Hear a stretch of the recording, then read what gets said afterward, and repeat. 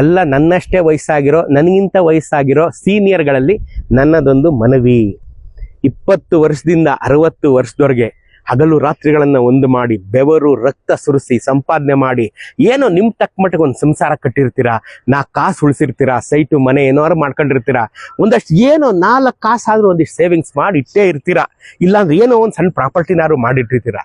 ವಯಸ್ಸಾಗಿದೆ, ಮಗ ಸೊಸೆ ಬಂದಿದ್ದಾರೆ, ಮಗಳು ಅಳಿಯ ಬಂದಿದ್ದಾರೆ, ಎಲ್ಲರೂ ಇದ್ದಾರೆ.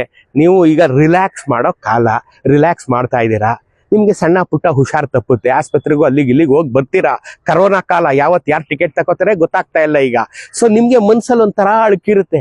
ನಾನು ಚೆನ್ನಾಗಿದ್ದಂಗೆ ನಾನು ಆಸ್ತಿನೆಲ್ಲ ಮಕ್ಳಿಗೆ ಹಂಚ್ಬಿಡ್ಬೇಕು, ನಾ ಚೆನ್ನಾಗಿದ್ದಂಗೆ ನಾನು ಬ್ಯಾಂಕ್ ಬ್ಯಾಲೆನ್ಸ್ ಎಲ್ಲ ಇನ್ನೊಬ್ರಿಗೆ ವಹಿಸ್ಬಿಡ್ಬೇಕು, ನಾ ಚೆನ್ನಾಗಿದ್ದಂಗೆ ಎಲ್ಲ ವಹಿಸ್ಬಿಟ್ಟು ಎಲ್ರಿಗೂ ಕೊಟ್ಬಿಟ್ಟು ನಾನು ರಿಲ್ಯಾಕ್ಸ್ ಆಗ್ಬಿಡೋಣ.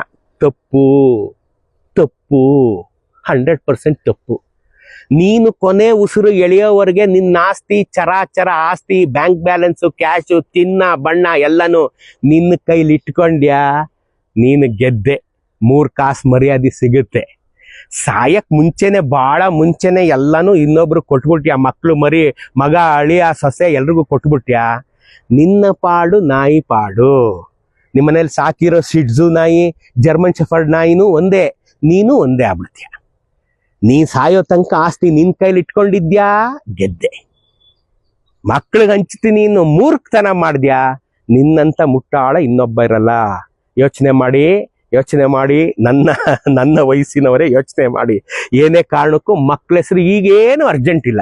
ನೀವು ರೈಟ್ ಹೇಳಿದ್ಮೇಲೆ ಅವ್ರಿಗೆ ಗೊತ್ತು, ಅವ್ರಿಗೆಲ್ಲ ತಗೋತಾರ. ಅವರು ನಿಮ್ಮಿಂದ ಅವ್ರಿಗೆ ಹೋಗೋದು, ಯಾರಿಗೂ 3ನೇ ಅವ್ರಿಗೆ ಹೋಗಲ್ಲ. ಅರ್ಥ ಆಯ್ತಾ? ಅದಕ್ಕೆ ಏನೇನ್ ಬೇಕು ಭದ್ರಾ ಮಾಡಿರಿ. ಆ ಕೀ ಎಲ್ಲ ನಿಂತವಿಟ್ಕೊಂಡಿರಿ. ಆಯ್ತಾ? ನಿಮ್ ಕೈಗೆ ಹಾಕಿರೋ ಬ್ರೇಸ್ಲೆಟ್, ಚೈನು, ಉಂಗುರದ ಸಮೇತ ಯಾವ್ದು ಬಿಚ್ಕೊಡ್ಬೇಡಿ. ಎಲ್ಲ ನೀವು ರೈಟ್ ಹೇಳ್ಬೇಕು, ಎಲ್ಲ ಅವ್ರು ಬಿಚ್ಕೊಂಡೇ ಕಳ್ಸೋದು. ಮೈ ಮೇಲೆ ಒಂದು ಬಟ್ಟೆನೂ ಬಿಡಲ್ಲ ರೀ, ತೆಗೆದು ನಿಮ್ಮನ್ನ ಗುಂಡಿಗೆ ಬಿಸಾಕ್ಬಿಡ್ತಾರೆ. ನೀವೇ ನೋಡಿಲ್ವಾ? ಏನೇ ಕಾರಣಕ್ಕೂ ನೀವು ರೈಟ್ ಹೇಳೋವರೆಗೆ, ನೀವು ಅಂತರ್ಧಾನ ದೈವಾಧೀನರಾಗೋವರೆಗೆ ಯಾರಿಗೂ ಕೊಡಬೇಡಿ. ಎಲ್ಲ ನಿಮ್ಮ ಹತ್ರನೇ ಇಟ್ಕೊಂಡಿದ್ದೀರಿ. ನಿಮ್ಮ ಕೈಯಲ್ಲಿ ದುಡ್ಡು, ನೀವು ಶ್ರೀಮಂತರು ಅಷ್ಟೇ. ಇನ್ಯಾರನ್ನು ನಂಬೇಡಿ. ಮಗ ಸೊಸೆ ಇರ್ಬೋದು, ಮಗಳು ಅಳಿಯ ಇರ್ಬೋದು, ಇನ್ನೊಬ್ರು ಇರ್ಬೋದು. ನಿಮ್ಮ ಕೈಲಿ ಇಟ್ಕೊಂಡಿದ್ದೀರಾ, ನೀವು ಸುಖವಾಗಿರ್ತೀರಾ, ಕಾನ್ಫಿಡೆಂಟ್ ಆಗಿರ್ತೀರಾ. ಐ ರಿಪೀಟ್, ನೀವು ಕಾನ್ಫಿಡೆಂಟ್ ಆಗಿರ್ತೀರಾ. When you have money, you are confident.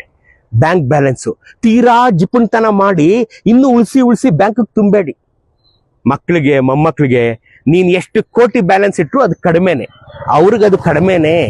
ಅರ್ಥ ಆಯ್ತಾ? ಏನ್ ಮಹಾ ಇಟ್ಬಿಟ್ಟಿದ್ದ ನಮ್ಮಪ್ಪ, ಸಾಯೋವರ್ಗೆ ಇಟ್ಕೊಂಡು ನಿಗಿರ್ತಾ ಇದ್ದ ಅಂತ ನಿಮ್ಮನ್ನ ಆಡ್ಕೊಳ್ಳೋದು ಕಟ್ಟಿಟ್ಟ ಬುತ್ತಿ. ಆಯ್ತಾ? ನಿಮ್ಗೆ ಎಷ್ಟು ಬೇಕೋ ಅಷ್ಟು ಖರ್ಚು ಮಾಡಿ, ಸ್ವಲ್ಪ ರಿಲ್ಯಾಕ್ಸ್ ಆಗಿ ಖರ್ಚು ಮಾಡಿ. 5 ರೂಪಾಯಿ ಖರ್ಚು ಮಾಡೋ ಕಡೆಗೆ 7 ರೂಪಾಯಿ ಖರ್ಚು ಮಾಡಿ. ಯಾಕೆಂದ್ರೆ ಅದು ನೀವು ದುಡಿದ ದುಡ್ಡು, ನೀವು ಅನುಭವಿಸಿ. ಮಕ್ಳಿಗೆ ನೀವು ಓದಿಸಿದ್ದೀರಾ ಕಣ್ರಿ, ಕೆಲಸ ಕೊಡ್ಸಿದ್ದೀರಾ, ಅವ್ರು ದುಡ್ಕೊಂಡು ಅವ್ರು ಬದುಕ್ತಾರೆ. ನಿಮ್ ನಂಬ್ಕೊಂಡೆ ಬದುಕ್ತಾವ್ರ ಅವರು? ಇಲ್ಲ ತಾನೇ? ನೀವು ರಿಲ್ಯಾಕ್ಸ್ ಆಗಿ ಬದುಕಿ, ನಿಮ್ ಗೌರವ ನೀವು ಉಳಿಸ್ಕೊಳ್ಳಿ. ನಿಮ್ಗೂ ಗೌರವ, ಮಕ್ಳಿಗೂ ಗೌರವ. ನೆನ್ಪಿಟ್ಕೊಳ್ಳಿ.